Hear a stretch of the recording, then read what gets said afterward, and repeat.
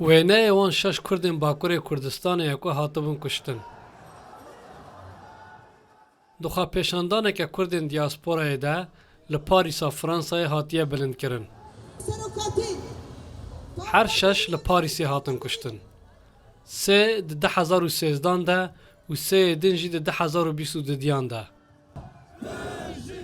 Lê heta niha dosyaya wan li dadgehê yekalî nebûye. Et il faut que la France Divê Fransa dadmendiyê bo Kurdan cêbicê bike. Ji ber ku qet nerewaye kujer naskirî be, yên teşwîqkirine naskirî bin û 11 sal dosye nehat bê yegalîkirin. le lever de secret défense.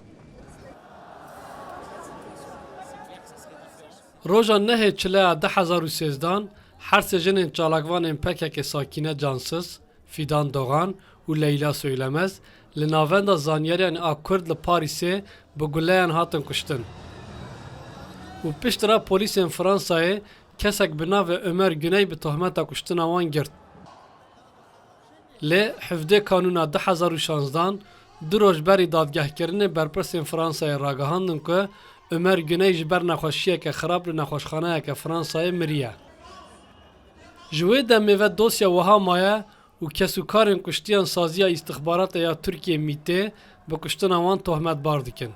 Un peuple opprimé qui continue à Ew gelekî serkûtkirîne ku berdewam ji aliyê dewleta Tirkiye ve li dervey sînorên wê li Sûriye û Iraqê tên bombebaran kirin. Kurd geleke ku rûbirûyê komkujiyê dibe û em Ermenî wek yekem gelê di sed sala bîstan de rûbirûyê komkujiyê bûne, hevsoziya xwe bo Kurdan tînin ziman û li gel wan radwestin.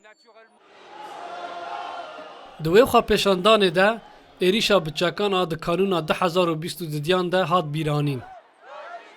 Ku têda welatiyekî 69 salî yê Fransayê li navenda bajarê Parîsê gulle li navenda kulturî ya Ehmed Qaya û saloneke berberiyê reşandin. û di encamê de sê welatiyên Kurdên Bakurê Kurdistanê hatin kuştin û sê kesên din jî birîndar bûn. Di wê dosyayê de jî heta niha kujer di girtîgehê de ye û dosya yekalî nebûye. Beşek ji Kurdên dîasporayê yên li Fransayê ji xemsariya dadgeha wî welatî nîgeranin û bi gotina wan tawanê dijî Kurdan paşguh xistiye.